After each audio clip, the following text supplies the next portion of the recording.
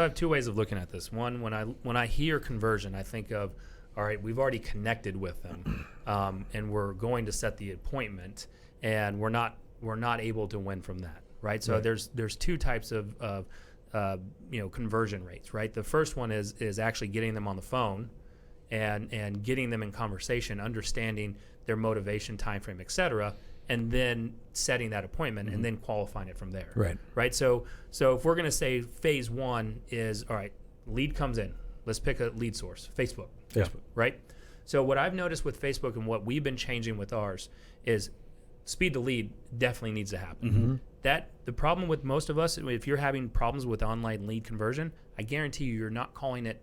One, you're not calling it within 90 seconds. Two, you're not calling it within the first 5 minutes. And that sounds insane, guys, but that's like 90 seconds. That's a real number. That's like some pie in the sky number. That's really how fast you should be calling them. So if you're going to spend money on this, and you need to treat this like this is the golden cards, right?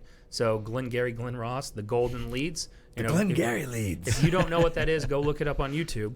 But I was calling last night, right? So we do call night every Tuesday, 4 to 6. We weren't really feeling it, and I set 2 appointments straight from a lead coming in. One was a seller lead; he had just registered, and it's changing the script. One, you have to have rules of the pipeline. Rules of the pipeline is when someone comes in, you call them 3 times in a row, back to back to back. You said on a webinar today. Does anybody ever pick up on 3? You guys get a lot of pickup on 3? They do. I'm going to tell you. That'd be the pissed off pickup, I think. 9. Well, who? All right, just like Conic Spires, who cares? Just so like a lot of times, 9 times out of 10, they're picking up on the second call. Yeah, and that makes sense, right? The third one, if they're not, you're leaving a voicemail. But when they're calling, it's like, hey Brian, it's Nick Good with the Good Home Team at eXp Realty. I was just giving you a quick call. 1, to introduce myself, and 2, you had requested to get the foreclosure list, whatever ad we're running, the foreclosure list off of Facebook. And before I send that out, let me just ask you a couple of questions. Is there a certain neighborhood that you're looking for? Yep, exactly. Right? They'll start telling me, great, what price range? Then from there, we go into, well, are you looking to buy a foreclosure as an investment, or are you looking for this type of house to live in? Yep. Right? All right, now I've nailed it. All right, they're looking for it to live in. Then I go into, are they a first-time home buyer? Do they have a house to sell? And if they're not a first-time home buyer, but they don't have a house to sell, they're renting, tells me they usually go into, well, my credit's not in great shape. Yeah. Well, then that opens that door. So we want to go in motivation and time frame, and then do you have an agent? Right? It's actually very easy, and you take those notes, then you give them what they want. Where we fail is not when we don't necessarily always call them or follow up with them enough. It's not giving them what they've requested online. The thing that you just said there that I think is going to get skipped over is the notes part. Like that is kind of elementary as that seems. If you're taking effective notes during every conversation, your follow-up becomes so much more effective, and your ability to immediately create rapport as soon as you're on the phone with somebody who you spoke to 6 months ago, or however long it takes that lead to pop out of your system, right? Your ability to reconnect with them through the conversations you've already had is hugely important. You get through the first 30 seconds of that phone call. Then once you get that, so all right, Brian, so you're looking to live in DeSoto. You want a 3-bedroom, 2-bath house, 1-car garage, because you want to take care of that 1 car that you have.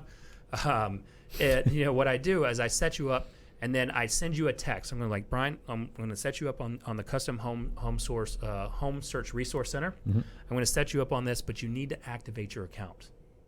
Right? So is this a number I can text you on? Yep, absolutely. Great. I'm going to text you my information, but also I'm going to text you to let you know when I sent that email over. Yeah. Please let me know that you got it, because if you didn't, sometimes Google or Gmail, Yahoo, Hotmail, AOL.com, sometimes they mark us as spam. I don't know why, but sometimes they mark us as spam. Go check your junk, spam account, and then just mark us as white label us. Ooh, I like that. So that's a good ender, right? So you're just talking about Boomtown e-alerts, right? Yep. They got to activate. That's a great one to confirm with. That is one of the more annoying things about that system. That one thing.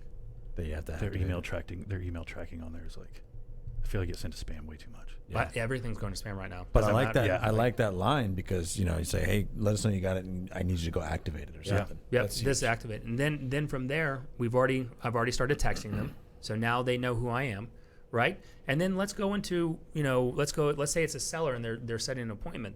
Then you have your qualification scripts. Yep. So you've already done all that motivation, like time frame motivation. They don't have an agent. great, Brian, before I come out there, tomorrow at 10, if what I say makes sense and you feel absolutely comfortable and confident that I can sell your home, are you planning to get started with me when I come out tomorrow at 10 a.m.? Depends.